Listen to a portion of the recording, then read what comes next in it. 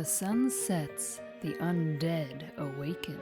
To slake their hunger, they feed upon the herd of unaware mortals. Right beneath our noses, the kindred clash against their rivals as they vie for control of the city of San Francisco.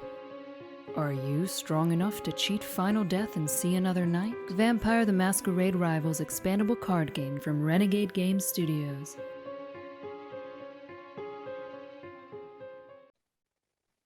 Welcome everybody to another Vampire Wednesday. I'm here with Matt Hyra. Matt, how are you doing? Doing all right. I'm in Tucson at the moment, so not my usual location, but I'm doing well. Nice little change of scenery there. Sort Well, we are back. We've been talking a lot about Shadows and Shrouds, which is the next expansion for Vampire Rivals. So far, we've shown off the Hecata deck, the La Sombra deck, but there's still some goodies left unspoiled in the Crypt Pack. And the Crypt Pack, for anybody who's new, when you open up one of these expansions or even the core set, you have these pre-wrapped, pre-constructed decks that you can just crack open and play. So one of the coolest things I think about the kind of the model for the game is that you can literally just open that and unbox and play like a board game experience. No deck construction needed. But when you're ready to tweak and adjust, the Crypt Pack is there with new cards, new options, new strategies, and it's just a nice little package, and I think a well thought out design. So kudos for that. But Matt, we have another little bit of news. We're still continuing to add Prince of the City locations, so keep an eye out for those. I don't have any brand new ones to announce this week, but just keep an eye on the announcement. We keep updating that as we add and confirm dates and locations. I know Europeans, we're working on some still over there, talking to some Canadians, even talked to somebody in Australia. So trying to get really good coverage for these events. Cool. And we're going to have more information on the Gen Con plans at Renegade Con, which is March 4th and 5th. We'll have a whole bunch of different streams talking about all kinds of new products, new games, and particularly for Rivals, organized play. So make sure to tune in for that. But in sort of preparation for these Prince of the City tournaments, we're just making a minor change to the tournament rules around scoring. So Matt, do you want to talk a little bit about what's changing and how it's different from like the core rulebook? Yeah, the core rules when we talk about, who wins the game, there's a passage in there on page 16 that mentions, if you are KO'd from the game, either by coterie elimination or prestige elimination, your agenda drops to 0. Now that was only for, we were kind of future-proofing any weirdness that could have happened where a 0-0-0 tie could have possibly happened. We wouldn't want someone who was knocked out to be able to win. And we couldn't think of every case that could happen in the future. Now, what that passage was really all about was who wins the game, okay? And we realized at Gen Con that people were recording their agenda score as 0. That was not intended. People who were knocked out. Yeah, for people who were knocked out, right. They were recording their agenda score as 0, and that was not the intent. That was only to make sure that there weren't any weird cases where someone could win getting knocked out. So we do want to give people credit. Granted, it's only a minor tiebreaker, but we do want to give people credit for agenda they've scored during a game, even if knocked out.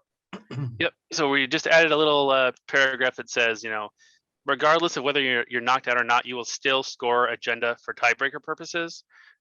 Getting 0 points for being knocked out is already enough of a penalty. Really giving you a slightly better second tiebreaker is a pretty minor, but I think beneficial thing for people.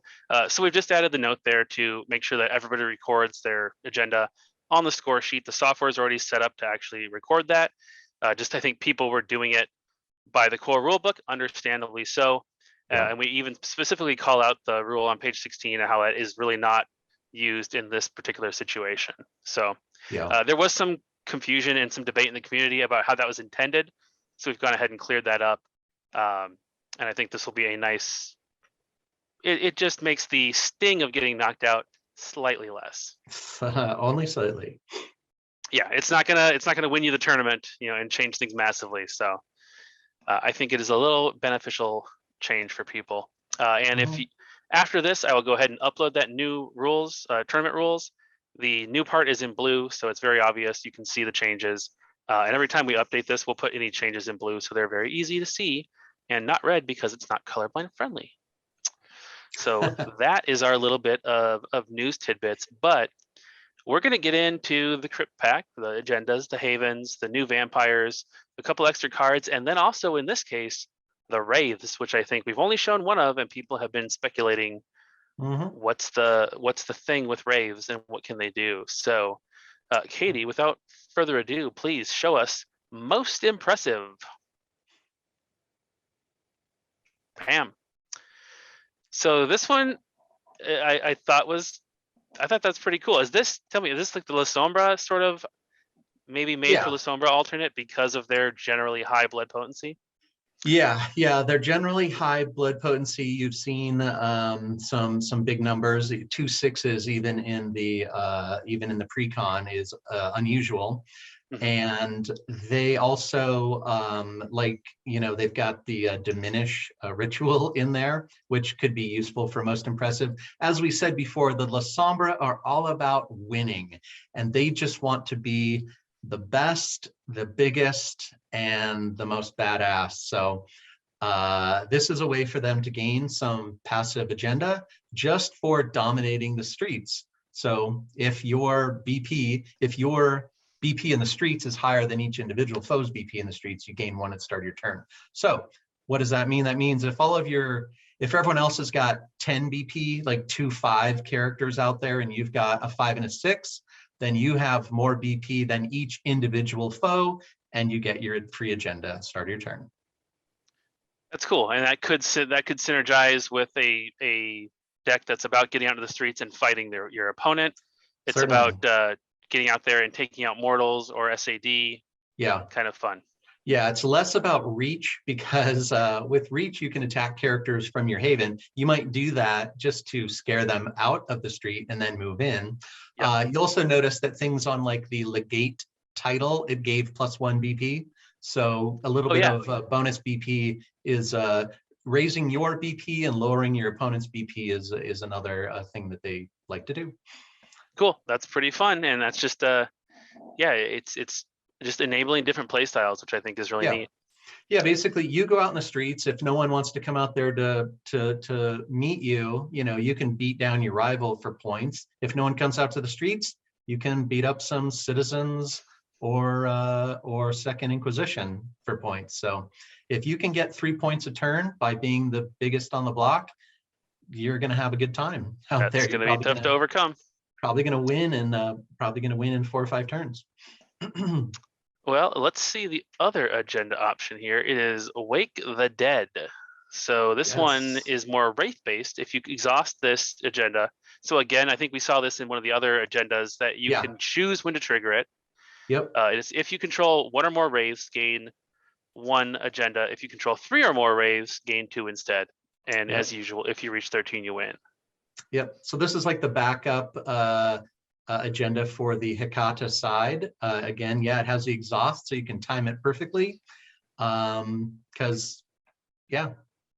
So even like in your first turn, you get it out there, you can then trigger it after you've got the Wraith in play instead of it being a start a turn check or something. Yeah, first turn of the game. Yeah, you could get there, which is important because Wraiths are, there's a little bit to it. You got to have a burned mortal.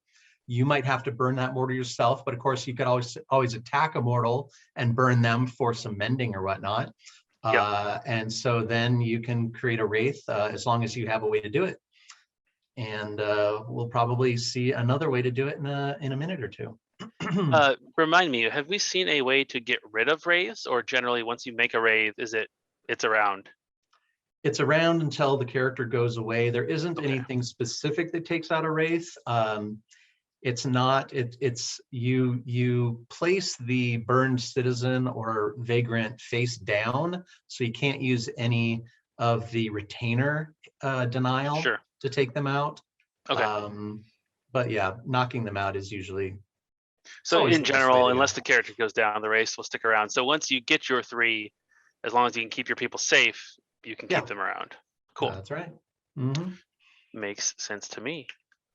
Now, this one you said is going to have a little bit of explanation needed. Oh yeah. I think it's because this one is going to shock, amaze, and worry anyone who is reading ahead. So this is the Big House Haven. Let's skip the stuff at the top for a moment and just look. Characters but that's already Coterie interesting. Characters in Coterie have +1 BP. So good for most impressive, right? Well, let's look at what else it does. So start of game, you're going to put 1 prestige from each foe's general supply onto the Big House. And why would you do this? Because if your leader knocks out a foe's vampire, they can now diablerize them, which I suspect people were wondering when that would make its appearance in Rivals. This is a good timing. We're having a raid of some people coming into the stream, and just in time to learn about a new mechanic in the game. Just in time to hear about something crazy. Diablerie. So what's first off, for someone like me who's not fully immersed in all the different nuances of the lore, what is Diablerie? Sure. At its most basic, it is consuming another vampire. So yes, it is just eating them. It is just eating them to gain their power. So it brings about the final death of that character in the lore. So it's done against an immobilized vampire, meaning one that you have defeated. And then you can perform this authorized Diablerie. Okay. So authorized Diablerie might mean that we're going to have unauthorized Diablerie at some point. Right now, it's authorized. So you have to have a card that tells you can do it. You can't just decide, I want to Diablerize someone right now. Okay. And that plays into the World of Darkness and the setting of Vampire the Masquerade, because I think often in order to perform a Diablerie, you have to have the permission of like the prince or the person who's in charge of that area. It's not just a thing you just run off and do without pretty serious consequences. Right.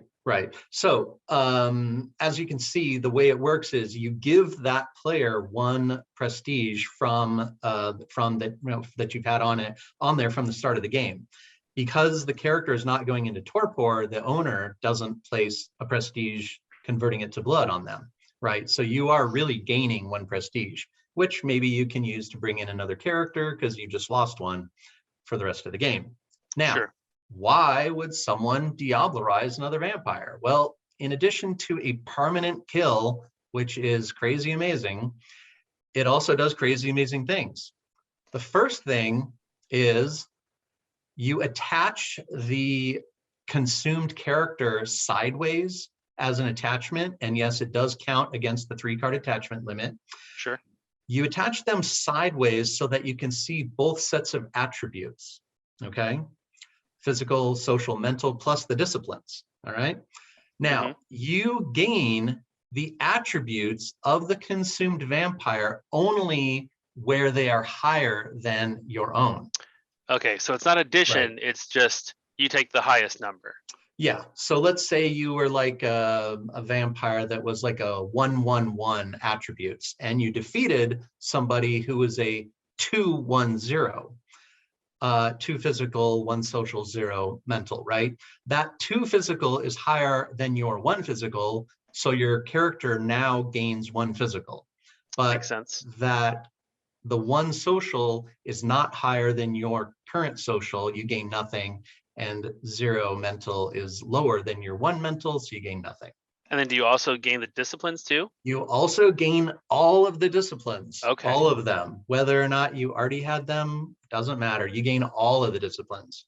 And we're not even done. You also gain 1 BP, which kind of goes along with the La Sombra biggest on the block style. And then you said, this process permanently kills them. So is it correct that you actually take their card, you tear it up into little pieces? Not quite. No, because you have to keep it attached, right? Permanently for the game. Yeah. I know. You're going to attach it to your leader. Now, note that the Big House, only your leader can do this. So your opponents are going to see the threat when it's coming. But note that because you only have one prestige of each foe on there, you're only going to be able to do it to each foe once per game. Maximum of one time. Yeah. Right.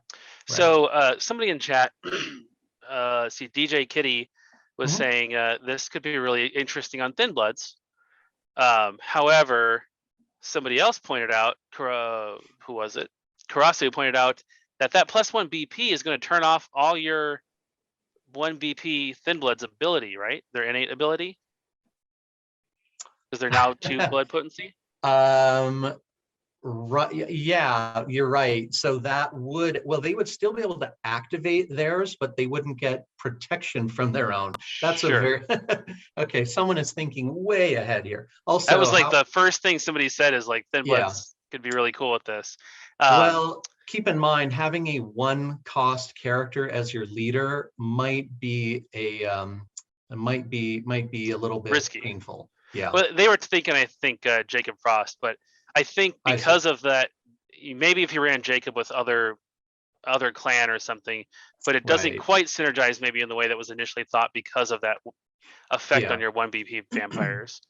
Still, I mean, if you're running a really powerful, small, it is a powerful ability, but you are the table may gang up against you. You've seen the 6th tradition. I'm sure if somebody had a weak leader out there, the other players would certainly not want to see any Diablerie and might try to nuke the big house leader before they even get going. The other limit, you said you can only do it to each foe once. You also only have 3 slots for attachments, so you couldn't Diablerize more than 3 times in right. a game. You're not going to be able to build up a big character with a bunch of citizens and stat boosts and then go on a Diablerie spree. Not quite. It's going to counts as one of the attachments, even though it's placed slightly differently. I'm wondering if there will be a almost like a meta for the kind of vampire you want to Diablerize, because there are cards that trigger off of how many instances of a discipline you have. True. So picking up a vampire that is going to boost your attacks or your defense could be really cool. Yeah. My other question is there anything clan specific about this? I don't think so, right? Any clan could run this technically. No. Yeah, anyone can run it. It's just you are telegraphing your plan. People are going to see it coming, and it is it can be painful to lose a character. So people need to be on the lookout for it. Cool. Mm-hmm. Well, that's exciting. I think you mentioned, we were talking about this earlier, but there are additional rules for Diablerie in the rulebook for Shadows and Shrouds. So Diablerize is just used here to say, know what the rules for Diablerie that's the are. basics. There's other minor things just to be aware of, but cool. You can wait for the rule book for that. So I'm sure there will be several questions on it because it's a big deal. It is a big deal. That's why it's the big house. So there you go. Well, a lot of discussion in the chat about the reactions of the other players at the table when you show up at casual game night and you're like, boom, big house, let's go. Yeah, casual game night, I think you're going to get ganged up on. At a tournament setting, people, they'll wait until you used it once and then they'll jump you. That probably is likely. Well, cool. I think that's a neat addition. Yeah. And then we go to Mission Cemetery, which is another different haven here. So this one, I guess, goes with the Wraith sort of options here. It lets you burn a retainer in your coterie, create a Wraith, and attach it to a character in your coterie. So it could be, this is interesting, correct me if I'm wrong, this lets you take a retainer that's on one character and put the Wraith on a different one, whereas that's usually could be it's only the acting character that has to be creating a Wraith and they get that Wraith. Right. Yeah, and it's a leader ability, but it doesn't care about, it's not a leader thing. It's just you have to have your leader in play to be able to do it. It doesn't have to be on the leader, nothing like that. Yeah, you burn a retainer attached to anyone and you put that Wraith wherever you want in your coterie. So it's people were wondering if there are any other ways of making Wraiths. This is probably the most consistent. You just are going to need a retainer in your coterie. That means you're attacking and attaching a citizen or a vagrant beforehand. of course, it's not an action, so you could immediately get rid of that retainer and create a wraith. Works well with that agenda that we just saw too. With the new agenda, yes. We tend to pair them up like that, yes. Nice. So in addition to other options for agenda and haven, in the Crypt Pack, you always get some new vampires. Some new vampires, yeah. 2 of these were shown on the What We Do in Elysium podcast stream, but we're going to show them as well just in case if anybody didn't see that. They do make some awesome content, but we're going to show them here as well. DJ Kitty, going back to the graveyard, he's assuming you do not get the burn effects. And that is correct, because in this case, you would attach them. Maybe you've benefited from their attachment boost in some way, and now you're just going to burn them. It's not the chance to burn them right when you take them that would give you the benefits. Yeah, the burn and attach option is a choice you make after defeating it. The haven option is unrelated to that. It is just burning the actual card, not creating a burn effect.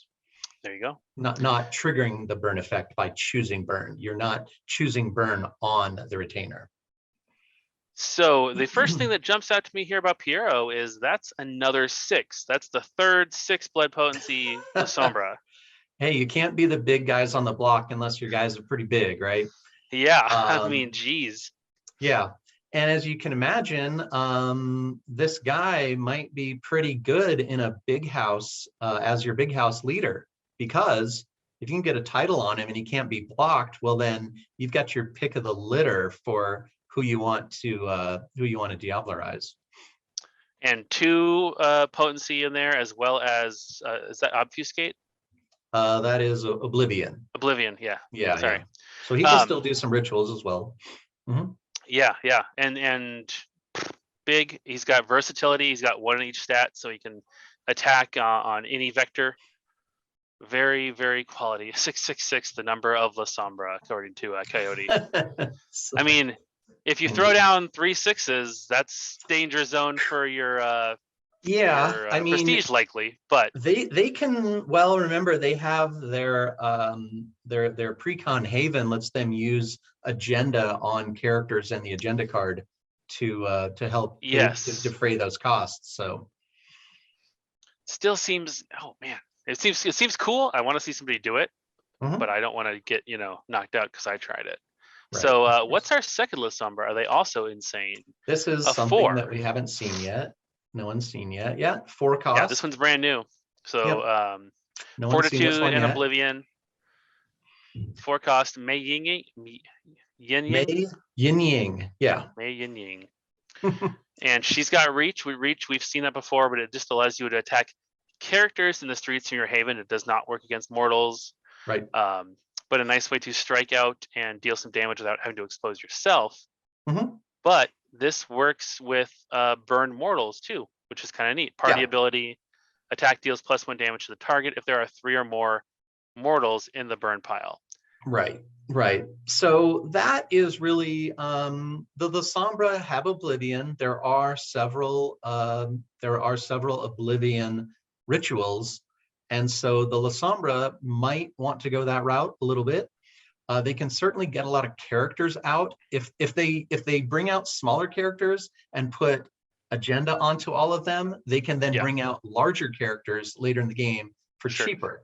So it may be where they want to just grab some mortals early on, maybe burn them to stay alive, mend up. So because the Oblivion agenda rely on mortals in the burn pile, we want to give the La Sombra something that would be looking at that direction, and extra attack power is a pretty good way for a deck that's certainly attacky. Yeah, and then with reach, you've got a good way to use that attack power all the more. Yeah, and certainly comboing with Piero, you can go after somebody who might have a few retainers on them, and if you knock them out, those retainers all go to the burn pile. Now suddenly Mei and Ying and the rest of the party can come in for even more damage. That's a good thought. Well, over on the Hecata side of things, Enzo Kappa. So double Oblivion, also reach, 2 physical, and playing would off make wraiths for for additional damage. yeah, he might make for a good leader if you're going for the Wraith deck. And so this just gives +1 to any attacker in the party that has a Wraith attached. So you might be able to even make a mixed Hecata and La Sombra deck, taking advantage of the shared Oblivion, and get several +1 damage bonuses going. So here's a question for you. Yep. Temer Love is asking if his looks are based on Cardinal Copia from the Rats music video. And this seems like something that you would do, Hyra. So I just for general principles, I'm not gonna explain. Some people have already figured out who this guy is based on. And I'm not sure, I haven't heard that exact one, but I believe it's something to do with like a Swedish band. We'll leave it at that for legal reasons. Sure. I just figured I have never heard of that at all, and so I'm like, that's probably it, because I never get I don't your deep know cut that references. I don't know that specific reference title, but someone else figured it out, and I don't know if that's the same thing or not. So. Nice. Well, let's see who this next art piece is based on. I don't know if anybody can can draw the connection here.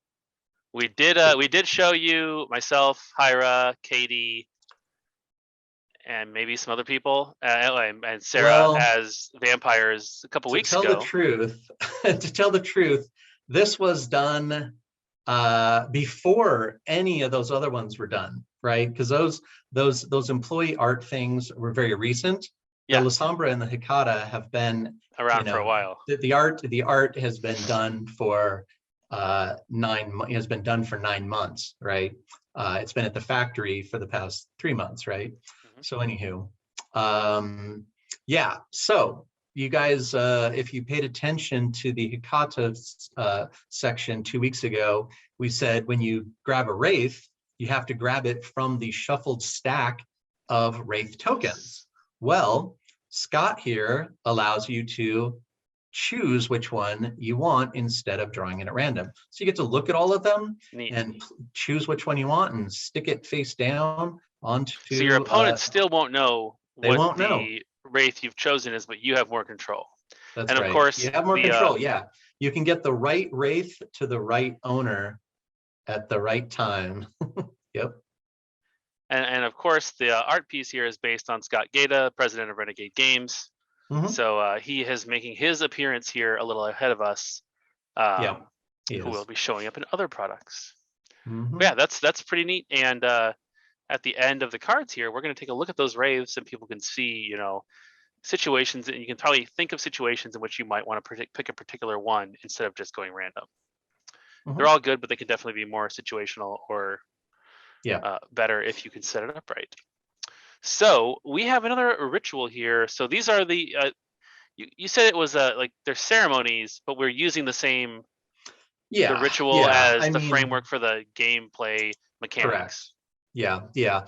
A ceremony and a ritual, plug it into a thesaurus and they're going to be almost the same thing. So it's like, yes, there are minor differences in the lore, but for a card game where there's already, 12 different card types, probably better if we just limit things that are very similar. So it works the same way. You can exhaust just the one vampire with Oblivion and it takes 2 actions.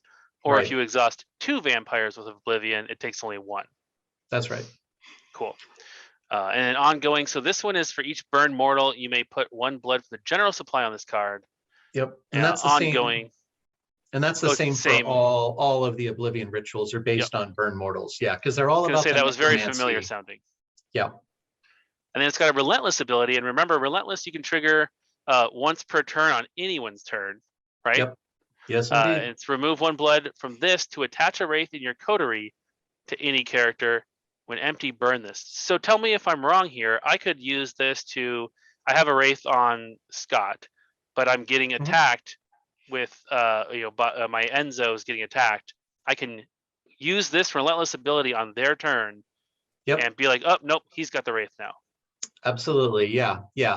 You can use that even after seeing their combat cards, because you have a chance to, with Relentless, you can use it when they are announcing an attack. There's also within the attack sequence, there's step 9, I believe it is your chance to use any abilities in your that you wish that are available to be used. So you can use it immediately. You can use it, before the damage is done. You cannot use it after you notice, oh, my guy with a Wraith is going to die, is taking lethal damage here. I think I'll remove it after the fact. No, you do have to move it ahead of the damage. So there may be situations where you have to decide, well, would I rather keep it there so I could get the Wraith effect, or would I rather move it to save the Wraith effect for the future? Makes sense.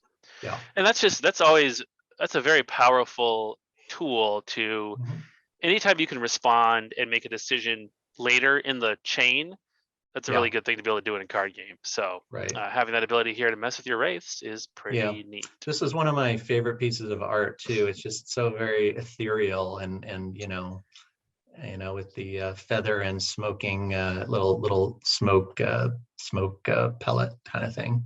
Yeah, like an cool. incense stick or a sensor. Yeah, that's kind of, it's like it's a smoke stick, really. It's that'd be a cool playmat or something kind of design, because it's a very beautiful art piece. And just kind of wondrous. Yeah, Karasi has same thought. It says that's playmat art. The Court of Blood. So this is a La Sombra card. This is a La Sombra only title. Yes, they have 2 La Sombra titles. And the Court of Blood, this one, if you thought the big house was the only way that Diablerie could happen, oh no. The La Sombra are not above using Diablerie. And so this gives them a way to do it that's not just with the big house, right? So 3 influence to attach. It's an action. It's a 1 per player title, because the Court of Blood has more members than just 1. And we've seen that with the Primogen. It's 1 per player.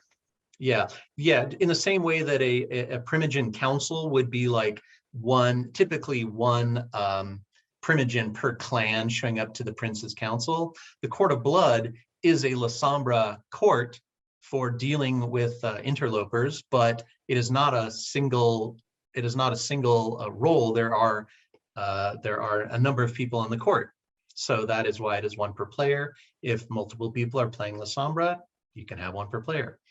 Now the character has +1 influence. It's a party ability to detach. The attacker diablerizes a vampire defeated by this attack. So you don't give them any prestige. You have to be in the party with the attacker. You then detach the Court of Blood. So this one is more of a surprise because they're not showing it off at the start of the game like they would the big house.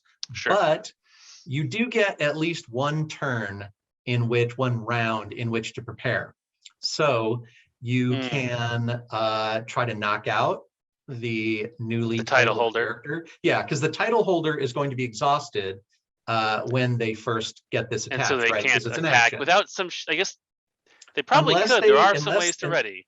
Unless they had some way to ready outside of them doing something, right? Because they're already using an action to attach the title. Right.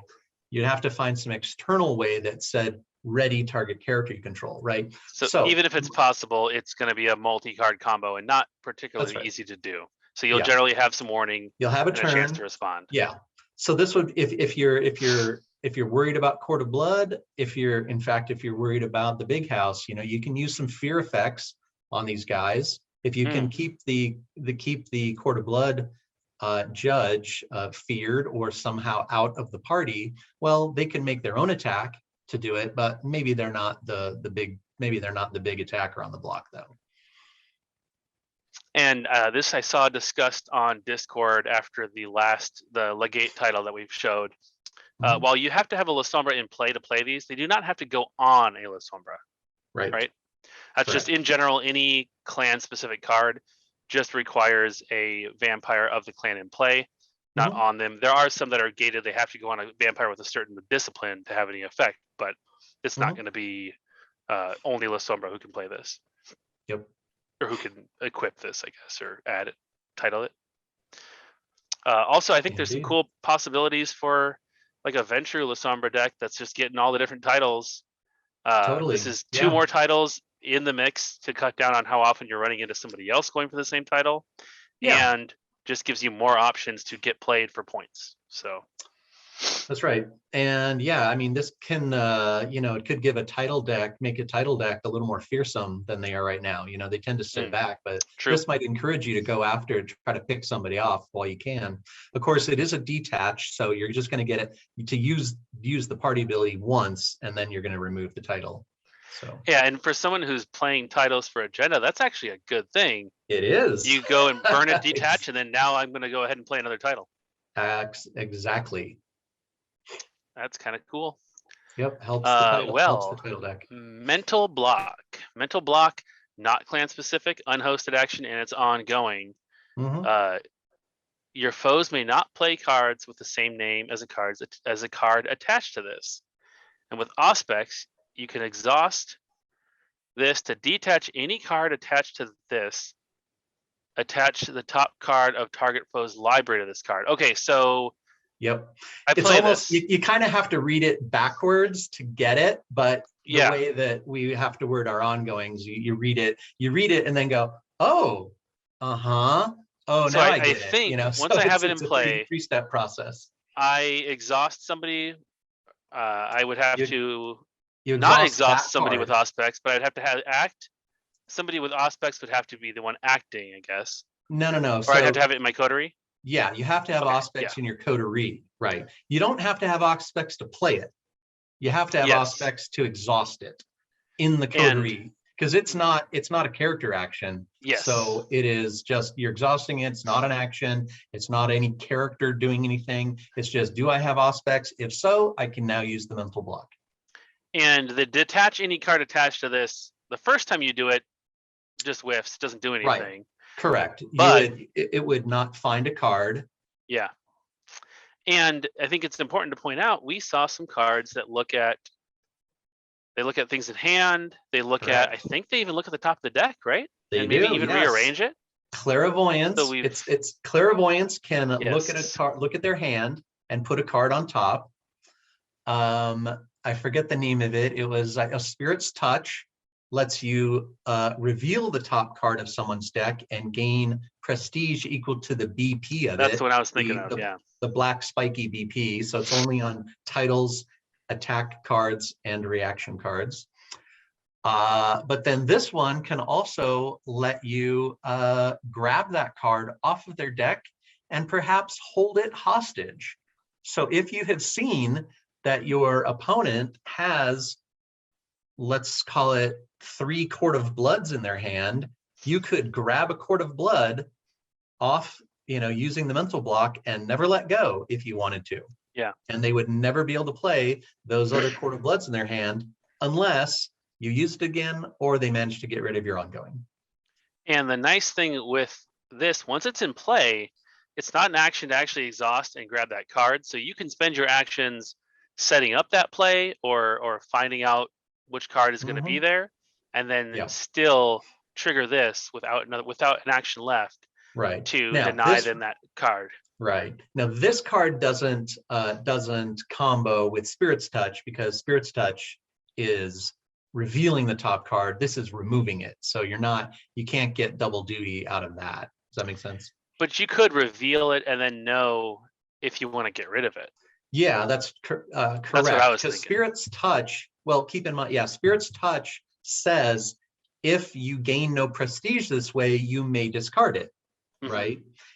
Might be a case where you're worried about that card that is there, even though it doesn't have any prestige, you can mental block it and make sure they can't play any other copies of it. Yeah, and that's what I was thinking. So notice that it's no foes can play it, right? So this is a good card for the metagame as well. I did not notice that. Yeah. That makes also notice that it says that your foes can't play it. You can. You've just created a mental block for all of your foes, however. So at the table, if I notice that if I do the Spirit Touch and see that the top card of that deck is something that is a very popular card that everybody's probably running, Correct. I can be like, yeah, none of you guys are going to be doing that. Exactly. That is nasty and Yeah. a very tricksy little. Yeah, if everyone is in love box. with a Tenebrous Avatar, the mental block might be able to find one.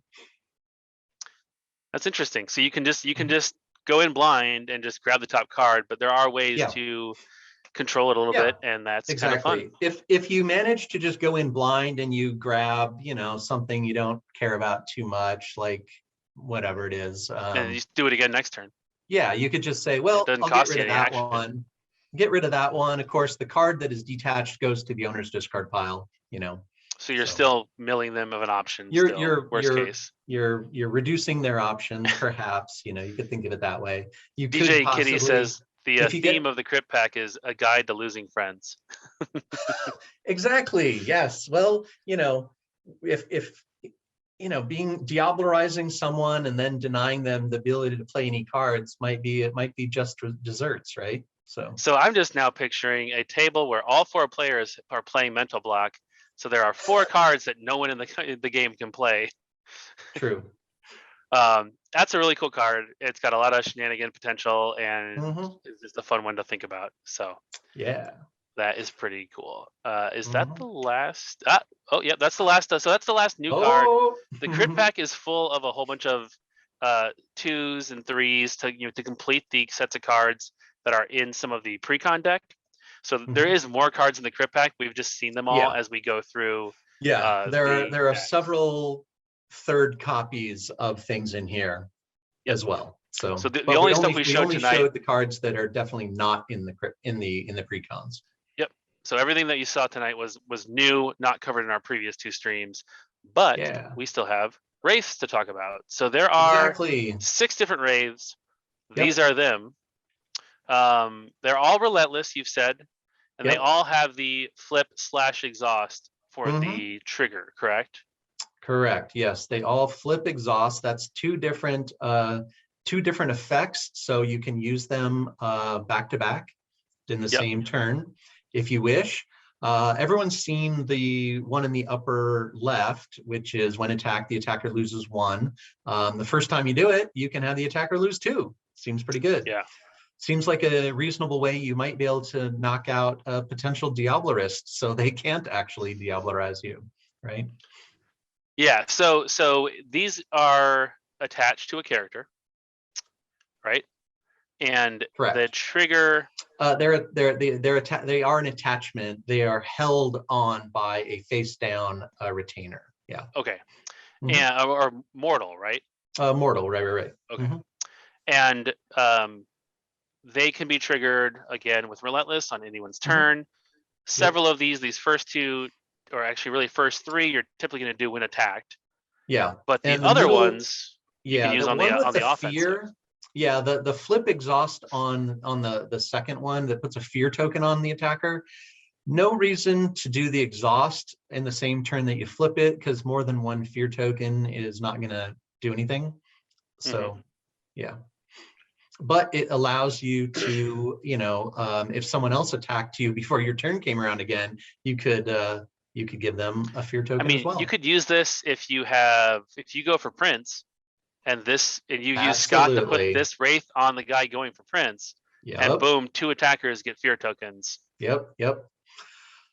Indeed. And though I suspect if you're going for Prince, you might appreciate the +1 shields a little bit more. There's that too. Right. And then I think it's also worth pointing out those bottom 3. You could use those on the attack to boost your stat to attack, but you could also use them when attacked to boost your stat for defense. Exactly. Yeah. Yeah. So that's why someone like Scott is interesting, because you might have someone who's a physical attacker who you want to get to 2 or 3 physical. And this is a good way to do it, right? You may not be too happy if you're, if your Hydra or General Flint gets a gets a +1 mental, right? Yeah, that's not It might that's mean not that what they, you want. however, your opponent will not be expecting that when they think, oh boy, I'm going to come after him with mental. There's no way he'll survive this one. True. And then you pop +2 mental and you take no damage. So, yep. Oh yeah, and because the first time it's going to be a +2. The first time, right? That the surprise is the flip. The exhaust Yes. you're going to get to do once per turn, once per round hereafter. Yep. Won't be the initial shock of it though. Yeah, I think that's a neat mechanic. It's going to definitely make people have to do a little bit of extra arithmetic when they're thinking about, okay, what am I going to do here? And mathing out like, yes, I can for sure kill this guy, and you have to be a little bit less sure in situations like that. Yeah. Um, And being that the great. Hekata are slightly more defensive, they tend to be, absorbing attacks more often than they're making them. Most of the, the top 3 are better for you as a defender, clearly. But the bottom 3 can help you go on offense when it's time, or save your bacon on certain attacks. Yeah. Yeah, that's pretty neat. So yeah, 6 different wraiths. Typically, you'll shuffle them at the start of the game, and then when you create a wraith, you draw one randomly. Like we've said, Scott's ability in particular allows you to choose. There's the other ability that we just talked about that allows you to shuffle them around. Yep. So there's some ways to control it and mess with that mechanic. And each player brings their own stack of wraiths. So you have 6 and you know what they are, you know which ones have been used. So you can even bring a stack of wraiths to the table, even if you don't have any wraiths. Way to create wraiths in your deck, just to mess with them. Tamur Love is asking, can multiple wraiths be attached to a character as long as they have free attachment slots? Yes, you can, as long as. Okay.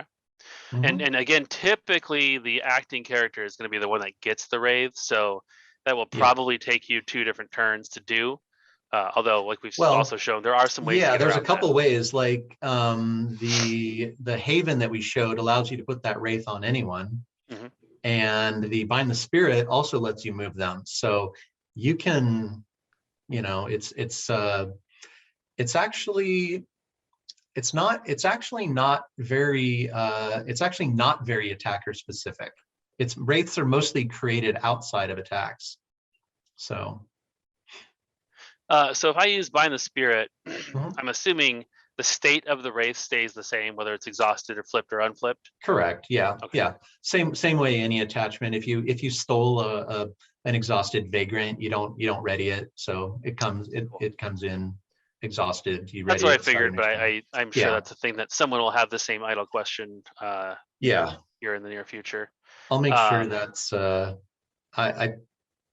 I think that's a general rule. If it's not, we'll have to get an update in there, but yeah, that's certainly the intent. And so I'm sure we will have a couple if we don't tell you to ready it, you probably should assume that you don't. And yeah, there you go. If we and that's why we have that handy clarification document. Like I'm sure there'll be a couple things that we want to put in there just to answer questions and head off any misunderstandings when it comes to stuff in Shadows and Shrouds. But that's a really handy tool. If you've not gone on the Vampire Rivals website, go to Organized Play, and there's a rules clarification and update document, which covers a couple of cards that have been errata, like Sucker Punch and Hunt the Hunters, but also just clarifications, explaining how things are meant to be played in situations where there's been some confusion. So that is a great resource for people who are getting into the game and are maybe unsure about a particular function, and it's not covered in the back of the rule book because there are some clarifications there too. But that's everything in Shadows and Shrouds. I expect we'll get the rulebook posted here pretty soon too, so people can go ahead and check that out, read up on it. Pre-orders are still open for those of you in the US, the UK, and the EU. We did end our sort of global pre-order campaign, but if you're in the States or Europe, you can still pre-order, of course. And we're looking at March or early April for this to come out and give you guys some new options with the La Sombra and Hekata. But we're not entirely done talking about Shadows and Shrouds, because next week we should have a real life game featuring the Hekata and La Sombra and some other clans on Vampire Wednesday. So if you want to see it in action, see people playing, we're going to have the SoCal crew out to the studio and they're going to be playing a game. Tamara Love is wondering how the shipping of core boxes to Europe is coming along. We have had, I mean, a nightmare is the only appropriate word to describe shipping to Europe right now. We've had shipments get stuck in customs for inordinately long times, and then the actual warehouse in Europe has also had multiple closures due to COVID outbreaks, like among their staff, as I understand it. So it should be very close to having both Rivals product there in Europe, as well as a lot of our other products and games. And of course, if you pre-order, you're going to get the alt art promo cards for Annika and Marcus. So that is always a nice thing. Yes, I don't think that Hyra is driven to drink beer by the shipping issues, but it has been a rough. I sort of was. It has been a rough time just trying to get things there. I also know several players have asked, their local game store hasn't been able to get the expansions yet too. And what happens is we ship the product from the United States to a freight forwarder that is chosen by the distributors here in the States, and then they ship it overseas. Once it gets to that freight forwarder, we don't have a lot of visibility on that product. So it may sit there for a couple of weeks while they assemble a whole container to ship. It may ship right away. It's been frustrating, I know, for players, and frustrating, for me trying to chase down these issues. But we're trying to get the expansions and all that stuff into both local game stores and our Renegade shop. Because I know people, who don't pre-order from us because they want to support their local store. That's fantastic, and we want to make sure that everybody can get the stuff. So yeah, thanks, Tamara. We appreciate people being patient and understanding. But tune in next week to see this stuff that we've been talking about for the last 3 weeks, on the table, getting used, maybe some Diablerie. Actually, no, that's all Crypt I think Pack they're going to stuff, go so pre-con. Probably Yeah. better to show the pre-cons. Yeah. it's going to be the pre-con decks, so you won't see that in person, but you get to see the cards in action, and then hopefully that will help you decide that yes, you want to be playing Lasombra and Hecata later this year, so you're going to pre-order. And then of course, Prince of the City is going to be kicking off in March, and then all through the rest of the summer, all around. So head over to, if you go to vampirerivals.com/prince, that will take you to the announcement and see all the current dates and locations. So Matt, thanks for tuning in, helping out, and Sure. just talking through your process and what all these different cards do. Coyote's asking about the stream next week. It is going to be it's going to be at least 1v1. I think it'll be 3 or 4 player. So you should have multiple players, and then the other guys will be playing whatever deck they decided to bring, whatever pre-con deck. Yeah, so probably more pre-cons. I think we have 3, maybe 4 players on track to be there. So tune in, and we'll be showing it off next week. And then also make sure you put down March 4th and 5th on your calendars for Renegade Con Virtual. Hyra and I will be going through on the Rivals panel a lot of goodies, talking about future products, OP stuff, a lot of details that you won't want to miss. So tune in. But that's it for tonight. So everyone Sounds have a good. great night, and thanks for tuning in. Bye.